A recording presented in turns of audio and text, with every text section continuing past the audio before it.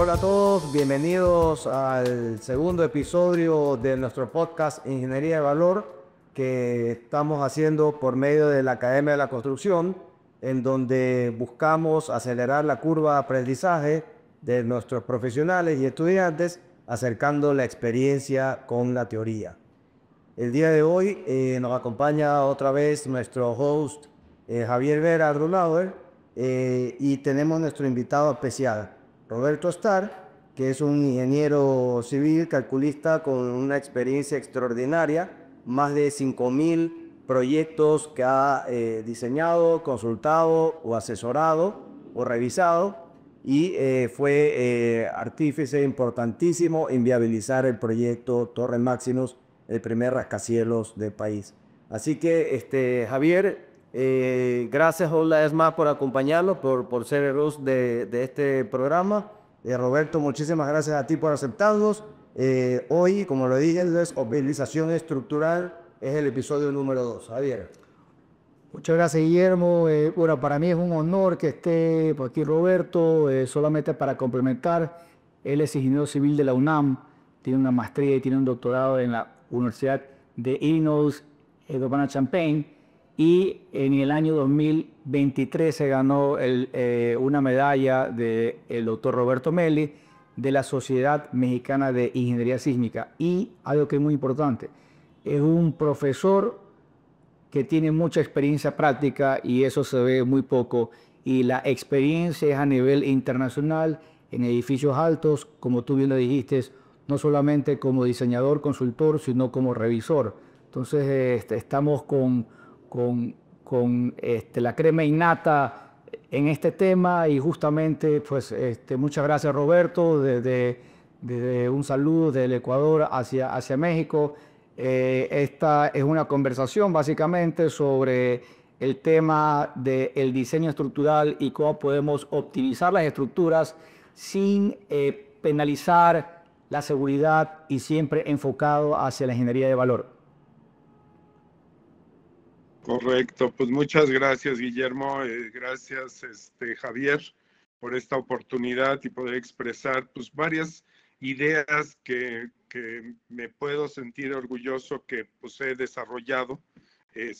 Yo pertenezco desde el 1995 a la CI 318, que es el reglamento de concreto hormigón, como le dicen ustedes, en Estados Unidos. Básicamente es el Instituto Americano del Concreto, pero bueno, pues ha sido referencia a toda América. Entonces me ha tocado estar en el reglamento, entonces me ha tocado esa parte de visualizar pues muchas cosas que pues, se cocinan y que después pues los reglamentos ahí están. Y creo que una de las cosas bien importantes que hablan de la optimización de estructuras, pues es precisamente el cambiar o poder cambiar cosas en el reglamento para que nos permitan hacer todo este tipo de cuestiones, ¿no? Yo tengo una pregunta como para ir un poco conduciendo en esta ingeniería de valor que nosotros promovemos en la compañía constructora y para lo cual pues utilizamos los conocimientos y experiencias de profesionales como ustedes. eh, Además de optimizar costos, que es uno de los objetivos, siempre nos preocupamos en cuidar la seguridad del edificio, el comportamiento, sobre todo ante sismos, porque estamos en zonas sísmicas. ¿Cuáles son los tipos de análisis que ustedes realizan y por qué cada uno de ellos? Siempre escuchamos del análisis lineal, el no lineal, tiempo historia, el análisis por desempeño. ¿Cómo podemos estos análisis utilizarlos? ¿Para qué tipos de estructuras? Y cómo podemos apoyarnos en ingeniería de valor utilizando cada uno de ellos. Tocas un tema muy interesante, ¿no? Primero, yo creo que las ingenierías de valor empiezan con una buena conceptualización de la estructura. El poder participar con el arquitecto en las primeras líneas es fundamental. Ya en el proceso ya hay otras cuestiones, como lo que tú dices, el diseño por desempeño. Bueno, esa es una tendencia a nivel global en nuestra industria, ¿Por qué? Porque ya los métodos prescriptivos que los reglamentos antes tenían se están poco a poco pasando a la parte de desempeño. ¿Qué queremos que haga la estructura? Y no tanto seguir fórmulas que muchas veces pues es en base a experiencias y experiencias a veces muy propias de los diseñadores. En los reglamentos estas fórmulas vemos pues que tienen una aplicación a veces en un rango, no son universales. Y bueno, donde se sale de todo esto pues son los edificios de altura, ¿no? Los edificios de gran altura. ¿Por qué? Pues es como la Fórmula 1 para los edificios, ¿no? Ahí es donde se prueban muchas de las tecnologías y que los reglamentos más se enfocan a edificios de poca y de mediana altura, no de edificios altos, porque también el número de estos edificios no es tan grande para que amerite que un grupo de expertos se dediquen a la parte de edificios altos, aunque sí hay iniciativas como la de edificios altos de Los Ángeles, etcétera, ¿no? Ahora, si tocamos lo del diseño por desempeño, bueno, pues es un análisis, si quieren llamarlo, más realistas. La realidad no existe, ¿no? En nuestro medio, el decir, oye, es que el número me dio 5 y debe de ser 5, está totalmente equivocado, ¿no? La ingeniería no tenemos tal precisión para decir los números como tal, pero un análisis no lineal, pues obviamente tiende a ser más lo que la estructura ve, sobre todo en zonas sísmicas, y también por viento, porque también cuando hablamos de edificios altos, no se nos olvide que el viento es el que empieza a regir a cierta altura. Por ejemplo, en el caso de Torre Máximo, bueno, rigió el sismo porque todavía no está a una altura mayor, pero si nosotros nos vamos a ir más alto y más alto, el sismo ya va siendo menos crítico dentro del diseño global y va siendo el viento. El viento va pasando y también en el viento las nuevas, pues vamos a decir, filosofías de diseño, pues están haciendo de que hagamos más análisis no lineales. ¿Qué quiere decir el análisis no lineal? Es ver cuánto incursionan los diferentes elementos de la estructura, los elementos críticos de la estructura, cuánto incursionan en ese rango no lineal, que son, pues muchas veces hablan coloquialmente las rótulas plásticas, ¿no? Entonces, nosotros al hacer un análisis de este tipo, podemos ver qué tanto incursiona en esa parte no lineal. Y hay que recordar, entre pasemos más al rango no lineal, estamos aceptando ciertos daños en la estructura, que si nosotros los acotamos en daños pequeños, pues tal vez pues veamos unas pequeñas fisuras, pero no necesitemos reparar. Si nosotros nos vamos más en ese rango no lineal, pues vamos a incursionar a daños mayores que tal vez requieran ya alguna reparación de esos daños después de un evento pues grande, un evento sísmico grande o un evento de viento mayor. En viento generalmente todavía no se aceptan daños arriba de daños superficiales, vamos a decir. ¿Por qué? Pues porque el viento dura más tiempo, entonces puede haber cierta fatiga de los elementos. En el sismo no, porque los sismos son muy cortos en el tiempo, son segundos, y entonces, aunque se incursiona a daños mayores, pues nada más habría que repararlo. Entonces, ese tipo de diseños que en muchas partes, no solo en estructura, también en materiales, cuando se diseña una mezcla de hormigón, pues también es por desempeño. ¿Qué quieres del hormigón? ¿Quieres bombearlo a 1000 metros de altura o quieres que permanezca por horas porque hay mucho tráfico y entonces tienes miedo de que no llegue la olla a tiempo? Cosas así también ya está evolucionando y está llegando a la parte de desempeño. Sin embargo, la parte de desempeño es para entender el comportamiento, no es para optimizar la estructura. En un futuro tal vez lo va a hacer, pero ahorita los códigos lo que hacen es, si tú tienes a un cierto nivel de temblor, siempre nivel de temblor, pues tienes que diseñarlo como tal. Y ya cuando es un caso extremo, ya puedes, a través de un análisis por desempeño, demostrar que el edificio puede llegar a esas partes sin tener que aumentar la fuerza sísmica. Ahí puedes hacer, pero siempre los códigos actuales piden un mínimo de diseño. Roberto, tengo un comentario ahí, yendo un poco más para atrás. Cuando los ingenieros estructurales, no necesariamente para un edificio alto, puede ser un edificio de mediana altura, dicen, bueno, yo cumplo la norma. ¿Qué significa para el dueño de esa obra o para el promotor que el ingeniero estructural diga, mi edificio cumple la norma? ¿Qué garantía va a tener el dueño que cuando venga un sismo esperado en función de una probabilidad de excedencia X, se vaya a comportar en función de lo que el cliente espera? Es decir, no hay esa discusión, como usted dijo, de que el cliente sepa qué comportamiento va a tener su edificio. Y de ahí tienes varias herramientas para poder llegar a eso. Pero primero vamos a lo más básico. ¿Qué podría esperar un cliente o un dueño de un bien si cumple solamente la norma? ¿Qué significa eso en términos de desempeño en el signo de seguridad de vida? Correcto, no, muy buena comentario, Javier, o pregunta, comentario. Sí, mira, los reglamentos como están hoy día, y no puedo generalizar porque cada uno se elabora pues con los expertos de cada sitio, ¿no? Pero en términos generales, vemos el estado del arte de los códigos, sobre todo sísmicos, es que las estructuras tengan un daño si llegan a los niveles que presupone la norma. O sea, el cero daño no existe, ¿no? O sea, no hay manera de hoy día diseñar para eso.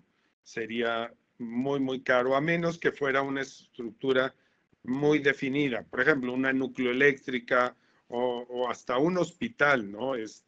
No queremos, sobre todo un hospital de emergencia, pues no queremos que tenga daños de tal manera que quede sin operación, ¿no?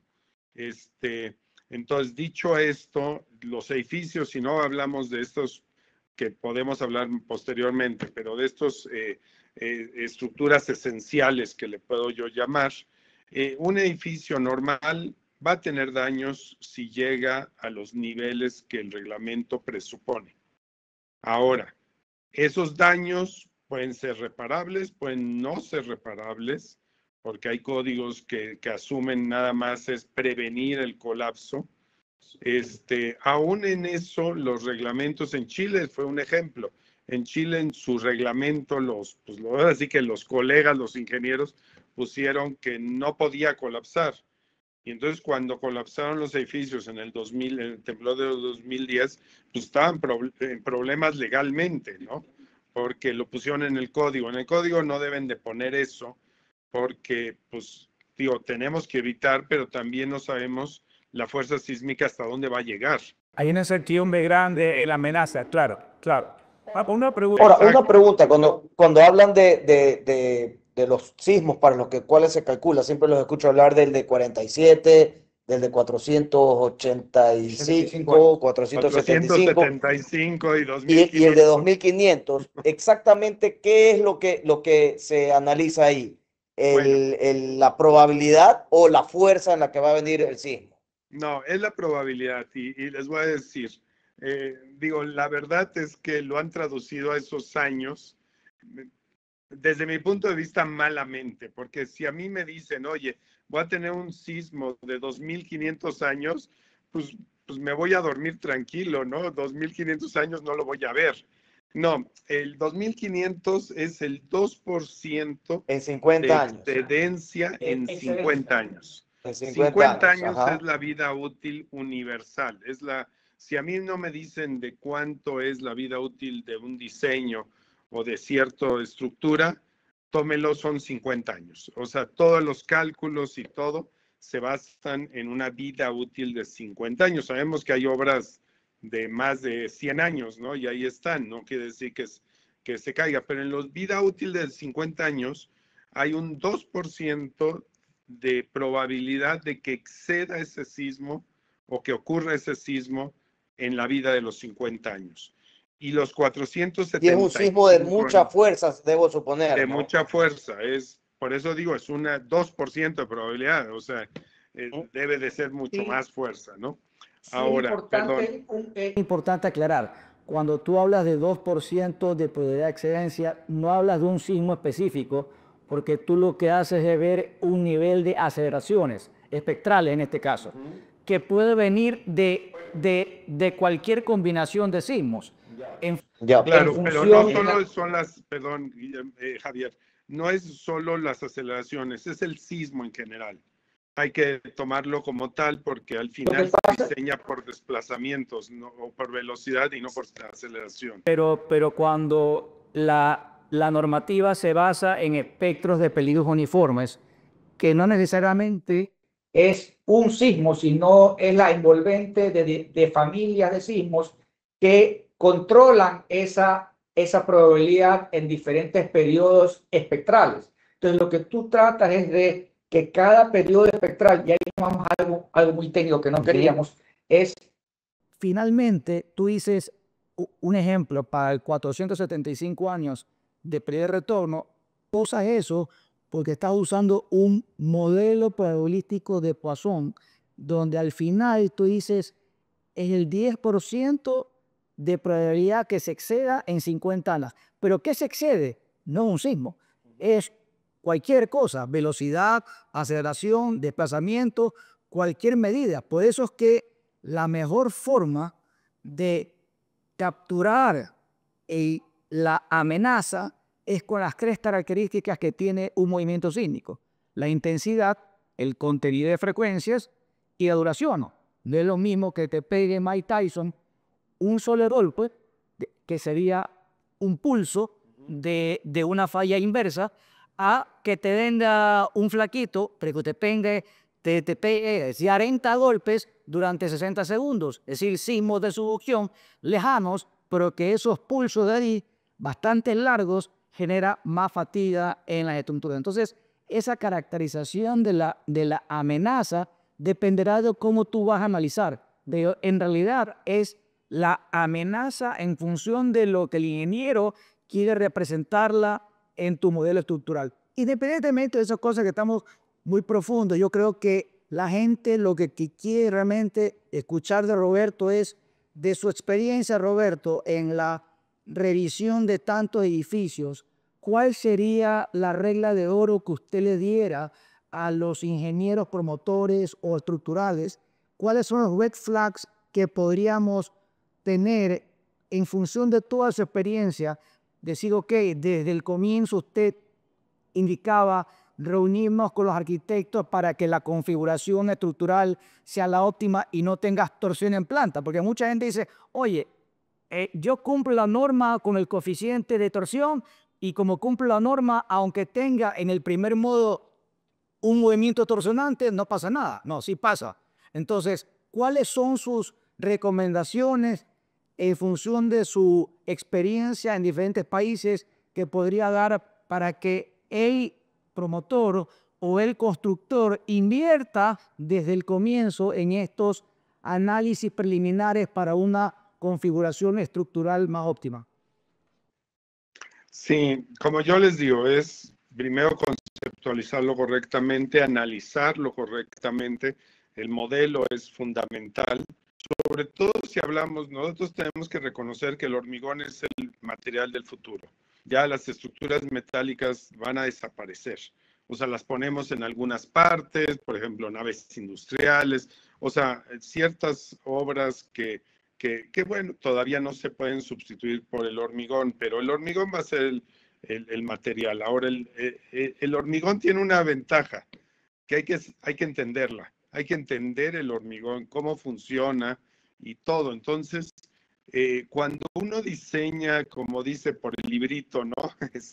Como dicen los americanos, lo más seguro es que vas a lograr hacer una estructura muy conservadora o, o que no está ni siquiera segura, ¿no? O sea, ¿por qué? Porque las reglas que dice un reglamento, cuando hablan mucho de, oye, cumplí la norma, cumplí un reglamento, no basta, no basta, porque un reglamento lo escribimos, pues, digo, yo que he participado casi 35 o más de 35 años en el reglamento de hormigón americano, del Instituto Americano, la verdad es que se da uno cuenta de que pues somos humanos y hay muchas opiniones y hay cosas que se quedan, ¿no? Y no podemos cubrir todos los casos, ¿no?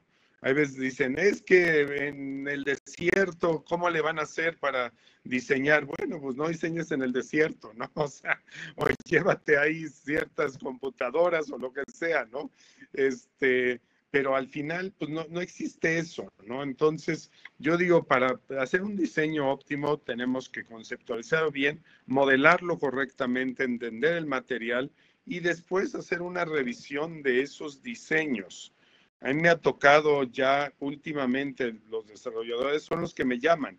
A veces no, ahorita ya nuestra norma en la Ciudad de México, que es la única que realmente está actualizada y todo en el país, porque desgraciadamente nosotros no tenemos un reglamento nacional, sino nos basamos en cada estado tiene su propio reglamento, pero pues el más completo y el que se ha actualizado mucho, pues es el de la Ciudad de México. Y entonces ahora sí aparece la figura de un revisor.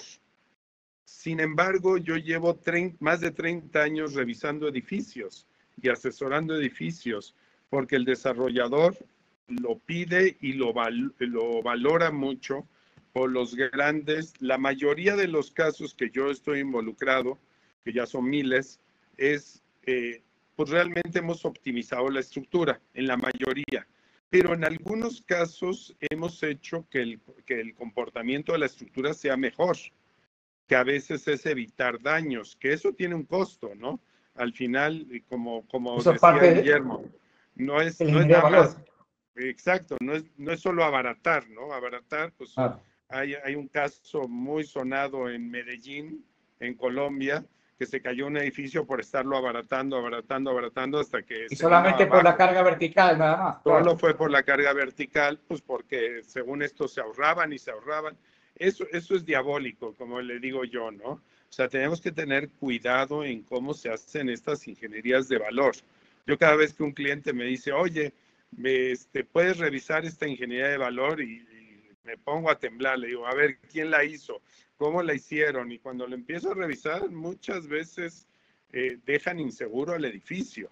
Entonces, esos ingenierías de Yo valor hay tengo que ahí tener. justamente cuando comentas esto aquí, ¿no? El hecho de diseñar desde la etapa de concepción de un proyecto, como bien lo decía Roberto, en una ocasión lo hablábamos, la práctica debería de llevarte a diseñar costo eficiente, o sea, desde que el arquitecto diseña un proyecto, no solamente enfocarse en el funcionamiento, en la estética que vaya a tener la arquitectura, sino pensar en la estructura desde el diseño, de tal forma que cumplas con las luces, los distanciamientos que tengas que tener entre una columna y la otra, las alturas entre pisos, de tal forma que le facilites la vida al diseñador estructural. ¿Qué tan importante es eso, Roberto, desde tu experiencia, que el arquitecto que trabaja en el proyecto ya piense de manera costo eficiente, no solamente en la parte funcional, operacional de un edificio, sino en el servicio que va a dar, sino también en la estructura que va a posteriormente ser diseñada? Es fundamental. Mira, yo tengo una gran anécdota. Yo tenía en ese entonces 24, 25 años y me tocó la fortuna de diseñar el último proyecto de Luis Barragán. Luis Barragán era un arquitecto mexicano muy, muy reconocido que hizo toda una arquitectura muy propia. Fue el segundo Pritzker, que es pues, el máximo reconocimiento de la arquitectura. Y yo le diseñé un edificio a él, el último de él, y al final del proyecto me pidió que me quedara, me quería contratar en su despacho. porque él tenía precisamente esa idea que para cualquier proyecto debía estar un estructurista involucrado, un estructurista que, bueno, él decía de experiencia, yo no tenía 24, 25 años, vamos a decir, máximo. Desgraciadamente para mí, porque la verdad hubiera sido mucha experiencia, pero yo ya tenía la aceptación para estudiar mi maestría y pues la verdad, pues para mí era más importante irme a capacitarme más que trabajar con él. Y cuando regresé, preguntando que si podía estar, acababa de fallecer Luis Barragán, ¿no? Entonces, yo creo que sí, yo creo que es fundamental trabajar con la arquitectura desde el principio. Y la verdad es muy fácil, cuando uno da sus argumentos y el arquitecto no avanza, porque ¿cuál es el problema? Cuando el dueño le da a un arquitecto, el arquitecto desarrolla su proyecto y avanza, pues a nadie le gusta es que le digan, oye, pues tira a la basura tu proyecto porque tienes que hacer todas estas modificaciones, ¿no?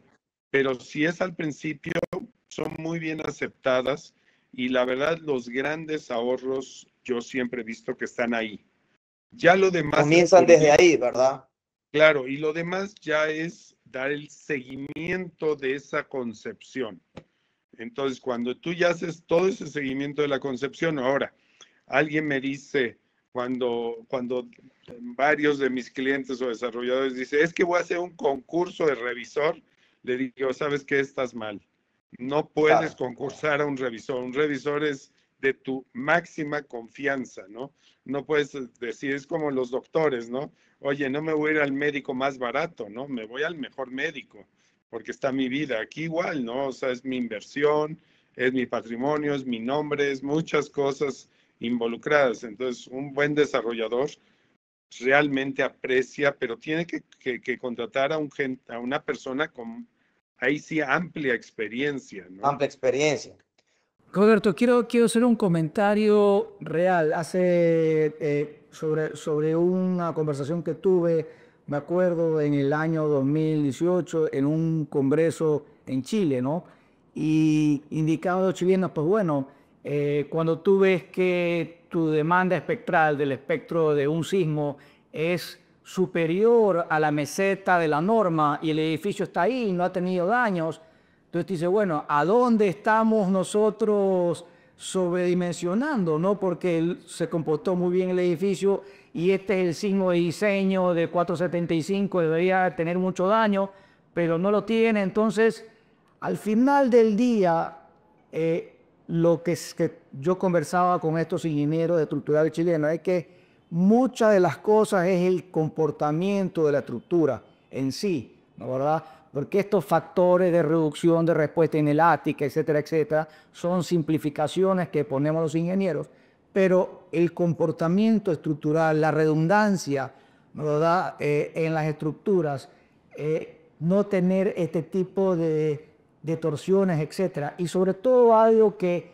muy pocos ingenieros aquí en la ciudad lo consideran, el efecto de sitio. Una vez conversando con usted decía, bueno, es que esa torre, que no voy a decir el nombre, esa torre ha aguantado todos estos sismos porque el periodo de la torre, ¿no? Es muy superior que el periodo de ese suelo, y por el efecto de la interacción suelo-estructura, la demanda que va a tener en la torre va a ser muy pequeña y por lo tanto, si quiero estar seguro, me voy a una torre alta en un suelo que tiene un periodo bajo. Entonces, ese tipo de integración de la cimentación, la interacción suelo-estructura, la respuesta del suelo y del edificio, yo creo que hoy por hoy ya los ingenieros y los promotores ya están tomando más conciencia, y la forma creo yo, de darle ingeniería de valor es analizando un poco más real la demanda sísmica y la interacción con la subestructura y superestructura, y no simplemente con estas recetas de la norma, que pasa lo que ha pasado en Chile, que de repente tú ves espectros reales que son superiores a la demanda de diseño y están ahí las estructuras.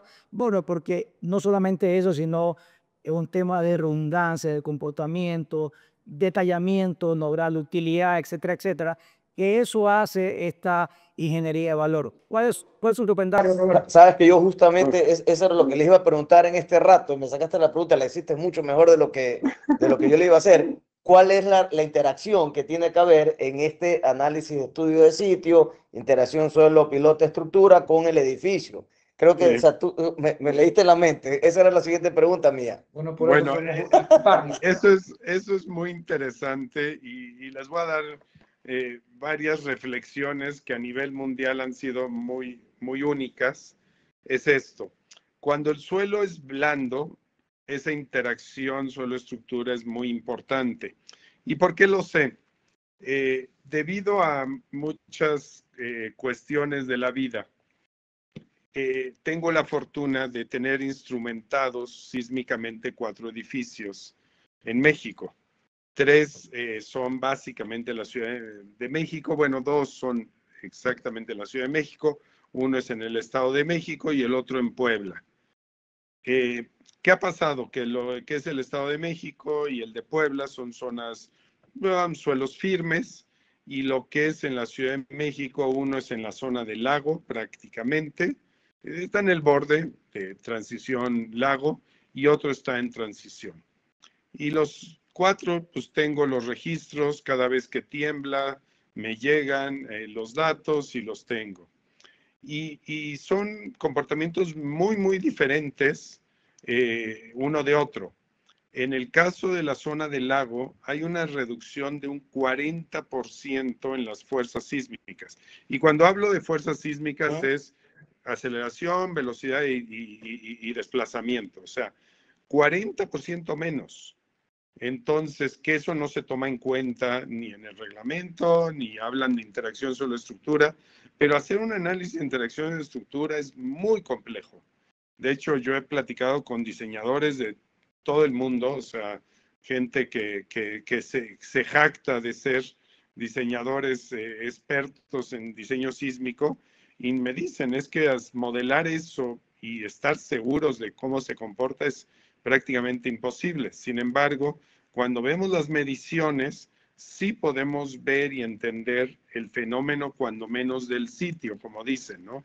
O sea, y sí hemos reducido en diseños nuevos, en zonas cercanas, hemos podido reducir 40% de lo que dice la norma. Roberto, hay una pregunta solamente para una pregunta. Esas mediciones son edificios que tienen cajones profundos o sótanos profundos. Unos sí, otros no. Tenemos, como dicen, una buena, ¿cómo se dice? Pues banda de Espectro, conocimiento. una banda de conocimiento. Okay. Exactamente. Hay unos que tienen 4 sótanos, otro que no tiene, otro que tiene 9 sótanos y otros 7 sótanos. Sin embargo, te digo, eso es lo que hemos visto en esas reducciones. Ahora, ¿no lo puedo generalizar? No. Ese es un poquito, tal vez va encaminado a tu pregunta, ¿no?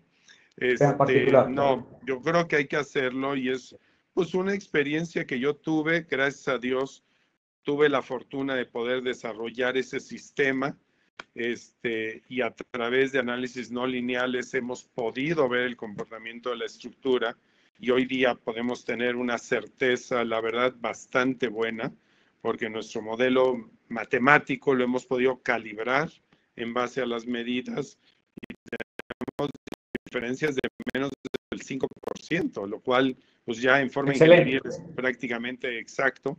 Y ahí nos vemos la interacción. Ahora, en suelo firme, en suelo más firme, hemos visto que esas reducciones van desde 5 a 15%, esa reducción. Entonces, sí hay una gama muy importante. Estoy de acuerdo con usted.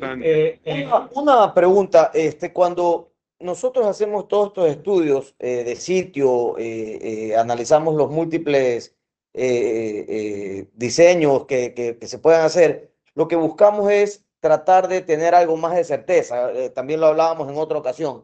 Muchas veces los ingenieros que no utilizan estos estudios específicos de un sitio en particular, utilizan pues la norma general que es, digamos, para todo, aplica para todo el país. pero no es lo mismo un suelo en Guayaquil que un suelo en Quito, que un suelo en México, que un suelo en Chile, que un suelo en California. Entonces, mientras más precisos seamos en analizar el suelo donde vamos a construir, digamos, podemos tomar menos precauciones, por decirlo, porque vamos a conocer más el tipo de sismo que vamos a tener y podemos ser más precisos en el diseño, por lo Mira, menos un poco más precisos. cuando yo participé en la norma NEC 2011 y luego ya salió en el 2015, esos espectros de diseño, hacemos estas envolventes donde hacemos bien larga la platea que no necesariamente corresponde a un sitio, sino un conjunto de sitios y lo ponemos ahí para que el diseñador, sea como sea, use ese valor estimado de diseño. Es una referencia muy general. Entonces la práctica común ahora en estos proyectos es, bueno, invierte en ingeniería desde el comienzo para bajar la incertidumbre, es decir, subes la certidumbre y haz estos análisis y como bien dice Roberto, y aquí un poco cerrando esta charla, yo creo que al final la ingeniería de valor en zonas sísmicas es una herramienta de múltiples aristas que debe de comenzar desde el día uno que se concibe el proyecto y es de múltiples personajes dentro de esta gama que sería un edificio, ¿no? El arquitecto, el ingeniero estructural, el geotécnico, el constructor, el del sistema constructivo, es decir, y yo creo Y el tipo de edificación, porque el tipo de edificación, nos queda, Roberto, para una siguiente charla lo de estructuras esenciales, que ahí yo tengo 10.000 preguntas Claro. al respecto, que nos quedará para un segundo podcast. No, creo claro. yo, ¿no? Y la otra, para culminar un poquito, traten de instrumentar lo mayor número de, en la parte de microzonificar las ciudades es esencial. Nosotros en el 85 teníamos solo un instrumento que dio la vuelta al mundo, el de SCT. Teníamos uno en sola blanda. Hoy ya tenemos más de 80 instrumentos. Entonces, esa riqueza que hemos tenido nos ha ayudado a hacer diseños más realistas, más refinados, ¿no? Voy a comprometerlo a Guillo aquí ante todo el público latinoamericano para que sea el primer edificio máximo instrumentado en diferentes niveles. Ahora que ya la tecnología está mucho más asequible, ¿no? Con pocos miles de dólares puedes comprarte instrumentaciones muy eficientes y lo puedes manejar desde la oficina. Yo creo que la ingeniería de valores es eso, es también la retroalimentación del conocimiento de la estructura, para ahí luego calibrar tus modelos, inclusive puede hacer un modelo de un ejemplo, si quieres, una alerta temprana, ¿no, verdad?, para tu estructura y así va generando valor. Tú sabes que sí, eso lo conversamos en México con Roberto, cuando él me contaba porque tenía todos estos edificios que los estaba midiendo. Yo le decía no solo máximos, sino en edificios ya existentes, de 12 pisos, de 15 pisos, de 18 pisos en distintos sectores. En Guayaquil tenemos, en Manta, en San Borondón, se puede hacer estas mediciones que al final del día retroalimentan. Y una última pregunta, cada vez que se hace un proyecto, hace un estudio de sitio, eso queda como una referencia del sector, debo suponer, ¿verdad? Debería no siempre pedir los estudios y los sondeos, los estudios de respuesta de sitio, para que eso esté en el acervo de los municipios, ¿no, verdad? Guayaquil tiene la zonificación sísmica, San Borondón no, pero la idea es justamente eso, ¿no? Que exista un caldo de cultivo de conocimiento de la amenaza sísmica, que es lo que no sabemos y queremos predecir o estimar, ¿verdad? El otro, pues ya es lo que la naturaleza tome la elección cuando venga el terremoto. Sí, pero entre mejor preparados estemos, pues vamos a poder refinar más los diseños, que es parte de la ingeniería de valor. O sea, eso es una buena parte de la ingeniería de valor, entender más cuál es nuestro sismo de nuestro sitio. porque como decían, no es lo mismo el temblor que tengamos en Ciudad de México, en Los Ángeles o en Japón o en lo que sea, ¿no? Sí. Tenemos Yo que saber. he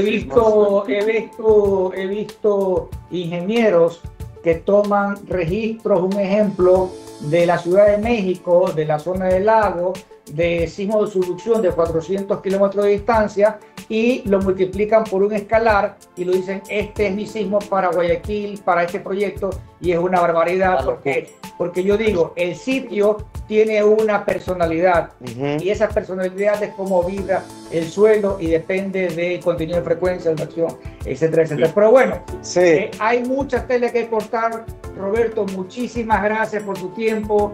Yo sé que tiene una agenda súper ocupada, pero créame que lo vamos a llamar, porque esto de aquí continuará. Exacto, yo creo que cuando hay ingenieros que tienen mucha experiencia y conocimiento, como ustedes dos, nos pudiéramos quedar 4 o 5 horas conversando y no alcanzaríamos a tocar todos los temas. Así que millón gracias, Roberto, millón gracias otra vez, Javier. Aquí en la Academia de la Construcción lo que buscamos es acelerar la curva de aprendizaje, empatando justamente lo que acabamos de escuchar, la experiencia con la teoría. Así que Roberto, millón gracias y un placer, y yo creo que vamos a tener que repetir un siguiente podcast en los siguientes meses. Nos faltó tiempo, pero con todo gusto, cuenten conmigo. Un abrazo, Roberto, a la distancia. Un abrazo. Chao, chao. Chao.